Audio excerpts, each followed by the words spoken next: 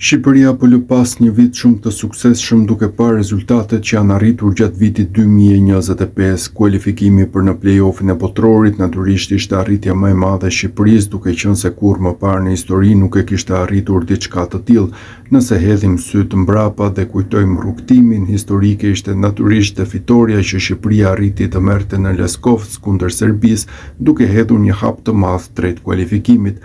Fati ka qenë me Shqipërinë disa herë këtë vit, teksa për fat të mirë dhe mungesat kanë qenë me pikatore dhe kuqezint nuk janë dëshkuar shumë nga dëmtimet.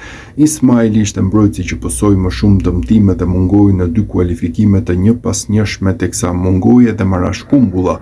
Nga ana tjetër, Broja u rikthye në këto kualifikuese dhe ndihmoi kombëtaren në disa ndeshje duke luajtur titular dhe formë të jashtëzakonshme kaluan dhe shumë lojtarë. E madje debutimet ishin të shumta dhe një ndër to ishte Julian Shehu, mesfushori që shumë shpejt u kthye në protagonist absolut duke fituar vendin e titularit. Por në muajin dhjetor legionarët kanë pësuar dëmtime të shumta dhe po mungojnë me skuadrat e tyre, teksa në kombëtare shpresojnë që këto dëmtime të lihen pas dhe deri në mars skuadra të jetë në formën më të mirë të mundshme. Berat Gjimshiti u zëvendësua te Atalanta pak ditë më parë, vetëm pak minuta pasi nisi sfida. Dëmtimi i tij nuk u duk shumë i rënd, megjithatë në Itali e bëjnë të qartë se viti i Gjimshitit ka përfunduar. Mbrojtësi po zhvillon vetëm seanca terapie dhe pritet të rikthehet në fushë në mesin e muajit janar me shpresën se ky dëmtim nuk do të zgjasë më shumë.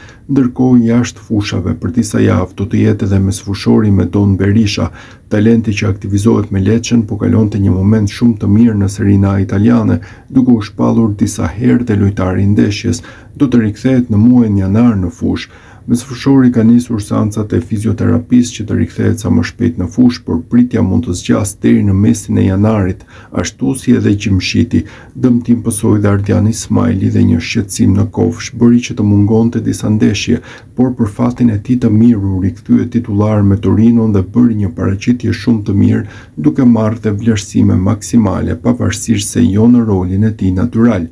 Transferimi te Rangers nuk ka rezultuar pozitiv për Nedim Bajramin, i cili në kohët e fundit u duk se nuk ishte më pjesë e planeve të stafit teknik, por në muajin e fundit Bajrami nisi të aktivizojë sërish dhe mori disa herë minuta me Rangersin, madje edhe shënoi gol. Kur u duk se po fitonte besimin e stafit, Bajrami u dëmtua edhe në ndeshjen e parë që luajti titular, u dëmtua dhe u detyrua të largohej nga fusha e blerët vetëm pak minuta pasi hyri në fushë. Veç dëmtimeve kishte edhe disa lojtarë që kaluan moment të vështirë dhe një prej tyre vazhdon të jetë Elseid Hysaj. Mbrojtësi shkodran u hoq nga lista Serie A për skuadrën e tij dhe pak më vonë dhe nga lista e Kupës së Italisë, duke dhënë një sinjal se aventura e tij me Lazio mund të konsiderohet e përfunduar dhe pritet vetëm dita kur mbrojtësit jap lam të mirën kryeqytetasve. Probleme ka edhe për sulmuesin Myrto Uzuni, i cili është i detyruar të qëndrojë jashtë fushave për një kohë të gjatë. Sulmuesi i Austin në Amerikë ka përfunduar sezonin në rregull dhe deri në mars do të detyrohet që të punojë shumë për të pasur gjendje të mirë fizike, duke qenë se minutat do të jenë të pakta kryesisht në ndeshje miqësore. Nëse shumë lojtarë kanë vuajtur dëmtime, disa të tjerë kanë pasur muajin e tyre të fatit. Më kryesori natyrisht që është Ernest Muçi, që në 5 ndeshjet e fundit me Trabzonsporin ka shënuar plot 7 gola duke qenë lojtari më aktiv në skuadër. Në muajin dhjetor te goli u rikthye dhe Armando Broja, që kishte vite që nuk shënonte me skuadrën e tij. Sulmuesi Burnley shënoi fundjavën e shkuar dhe duket se pak nga pak po fiton besimin e trajnerit Scott Parker dhe tifozëve, që në fakt presin shumë nga sulmuesi që u transferua në merkaton e verës nga Chelsea.